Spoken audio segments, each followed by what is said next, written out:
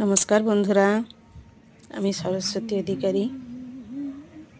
প্রতিদিনই জগন্নাথ মন্দির যাই, তোমাদের জগন্নাথ মন্দির পরিক্রমা করাই। আমিও পরিক্রমা করি। এটা সিংহদুয়ার জগন্নাথ মন্দিরের। আর যেটার জন্য আজ আমি তোমাদের সঙ্গে আলোচনা করছি, যে ব্যাপারটা নিয়ে, আজ দুপুরে জগন্নাথ মন্দিরে দুস্থদের কম্বল বিতরণ অনুষ্ঠান হয়েছে। আজ সেটা তোমাদের সঙ্গে শেয়ার করব, তো দেখে থাকো। এই যে ভোলা মহেশ্বর, এটা শিব মন্দির।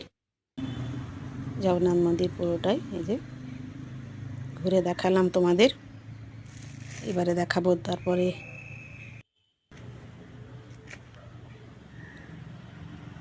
যে তোমরা এবারে দেখে থাকবে যে মন্দিরে দুস্থদের কম্বল দান করা হচ্ছে এই শিব মন্দিরে চাতালে বসে। আমার হাজব্যান্ড রয়েছেন পিছনে, এই যে পিছনে দাঁড়িয়ে আছেন। ইনি হচ্ছেন আমাদের মন্দিরের সেক্রেটারি মহাশয়, তপন মুখার্জি মহাশয়। প্রত্যেক ভক্তরাই কিছু না কিছু দান করেছেন, তো আমরা যথাসাধ্য করেছি। আমরা খুব কম সংখ্যক, এগুলো প্রচার করার কথা নয়, কিন্তু জাস্ট একটা ভিডিও আমি তোমাদের সঙ্গে শেয়ার করলাম। জগন্নাথ মন্দিরে এই যে এইগুলি সবাই ভক্ত, এরা মন্দিরের ভক্ত, মন্দির কমিটির মেম্বার সবাই। আমি, আমার হাজব্যান্ড, আমরাও মন্দির কমিটির মেম্বার আমরাও। আর এরা সবাই, এই যে তপনদা খুব ভালো মানুষ। তপনদা হচ্ছেন আমাদের জগন্নাথ মন্দিরের সেক্রেটারি। এই যে রাজেন্দ্র প্রসাদে জগন্নাথ মন্দিরের ঠিকানা এই তোমার, এই যে উপরে পুরো লেখা আছে।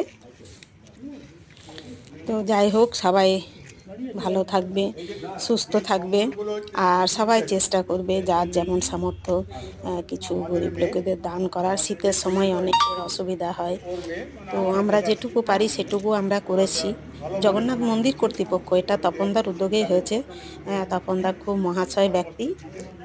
উনি আমাদেরকে বলেছিলেন যে কিছু আমরা করব, কিছু একটা, ওনার উদ্যোগেই হয়েছে, কিছু একটা আমরা ব্যবস্থা করব দুস্থদের কম্বল দেওয়ার জন্যে।